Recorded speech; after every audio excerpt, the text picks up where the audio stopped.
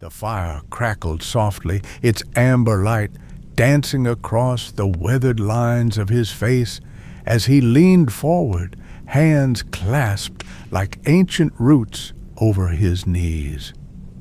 The night held its breath. A tapestry of stars stretched above, and the scent of pine and smoke hung in the air. His eyes, deep as forgotten wells, glinted with a flicker of flames, as though they carried embers of 1,000 tales untold. The circle of listeners tightened, drawn by the gravity of silence that always precedes a story meant to linger in bones. He cleared his throat. It sounded like pages turning in an old book, and the fire popped, sending a spiral of sparks skyward. When he spoke, his voice was a low rumble, the kind that seemed to rise not from him, but from the earth itself. A voice worn smooth by time, yet sharp enough to cut through the dark. "Aye, this one's been waiting," he began, a ghost of a smile playing at his lips. "Long before roads carved these hills, back when the world whispered instead of shouted." The flames dipped, as if bending to listen.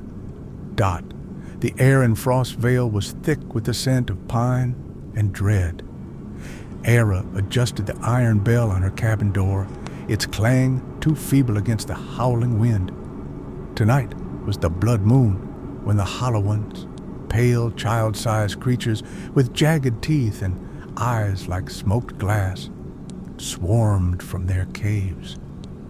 The villagers claimed they were the souls of those who dared climb Blackspire, cursed to hunger eternally. Era's boots crunched on frost as she joined the watchmen. Old Yorick spat into the fire. "They'll come for more than sheep tonight. Moon's too bright." A scream pierced the dark, not animal, but human, from the eastern woods, Liam's cabin. "Stay put," Yorick barked, but Era was already running, her brother's knife in hand. The trees clawed at her coat. At Liam's clearing, the door hung splintered. Inside, the hearth smoldered. No blood, no bodies, only a single footprint in the ash, small, clawed, and bare. "They've learned to open doors," she whispered. A giggle rippled behind her, high and hollow. Era spun. Nothing. Then another laugh, this time from the roof, and another from the well. The hollow ones were here, but unseen, taunting. She bolted toward the village. Around her, the forest writhed. Shadows darted, their forms flickering like smoke. A bell tolled in the distance. Too late. Frostvale Square was chaos. Creatures swarmed the rooftops, their porcelain skin glowing in the moonlight. They moved unnaturally, joints snapping like twigs as they scuttled. One plunged onto a watchman, teeth sinking into his throat with a wet crunch. Era sprinted to the chapel where villagers barred themselves. "The bells aren't working," cried Marta, cradling her infant. "They've grown past iron," Era realized. "We need fire." She grabbed a torch, thrusting it at a hollow one scaling the wall. It hissed, retreating, but 3 more took its place. Their mouths split into grins too wide, revealing needle teeth.